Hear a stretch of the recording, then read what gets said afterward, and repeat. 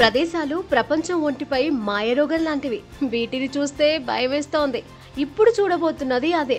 బ్రెజిల్లోని సావోపాలో నగరానికి 90 మైళ్ళ దూరంలో ఉన్న పాముల ద్వీపం అంటే చాలా మందికి భయం.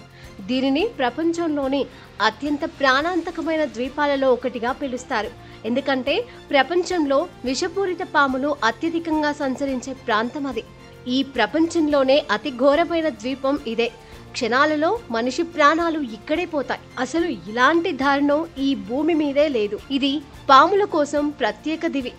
అక్కడకు మానవులు వెళ్ళలేరు, వెళ్ళి బతకలేరు. దాని వివరాలు విశేషాలు చూస్తుంటే వణుకు పుడుతుంది. సాధారణ పాములు మాత్రమే కాదు, ప్రపంచంలోని అత్యంత విషపూరితమైన వైపర్లలో ఒకటైన గోల్డెన్ లాన్స్ హెడ్ కూడా ఇక్కడే ఉంటుంది. పాము విషం ఏదైనా ప్రధాన భూభాగంలోని పాము కంటే ఇక్కడ 3 నుండి 5 రెట్లు బలంగా ఉంటుందని చెబుతారు. అలాగే ఇది మానవ మాంసాన్ని కరిగించే సామర్థ్యాన్ని కలిగి ఉంటుంది. మరియు ఇది కరిచిన మనిషి 1 గంటలోపే చనిపోవచ్చు. ఒకప్పుడు ద్వీపం యొక్క భూభాగం ప్రధాన భూభాగానికి జోడించబడింది. సుమారు 11,000 సంవత్సరాల క్రితం ద్వీపం తీరం నుండి వేరుపడింది. ద్వీపంలో జంతువులు లేనందున పాములు వేగంగా వృద్ధి చెందాయి. ఈ స్నేక్ ఐలాండ్ జనావాసాలు లేనిది.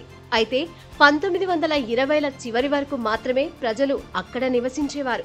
స్థానికుల కథనం ప్రకారం స్థానిక లైట్ హౌస్ కీపర్ అతని కుటుంబం కిటికీల గుండా ప్రవేశించిన వైపర్ల కాటుతో చంపబడ్డారు.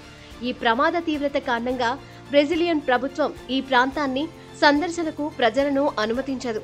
ఈ ద్వీపం సందర్శనకు జీవశాస్త్రవేత్తలు ఇంకా పరిశోధకులకు మాత్రమే, ప్రయోగశాలను మాత్రమే సందర్శించడానికి ప్రత్యేక అనుమతి ఇవ్వబడింది.